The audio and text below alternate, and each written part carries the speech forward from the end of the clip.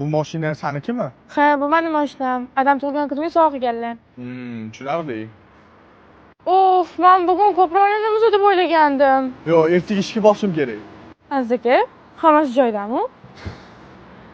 Menimcha biz hammasini tugatishimiz kerak. Nimaga? Men oddiy ishda ishlayman. Buni bilaman. Men senga ko'p narsa bera olmayapman. Sen mendan yaxshisiga loyiqsan. Siz menga nima kerakligini o'zi so'radingizmi?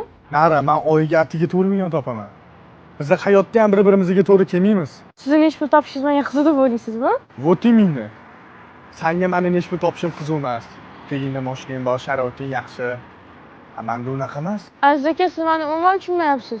Birinchidan, siz men uchun eng kuchli odamsiz.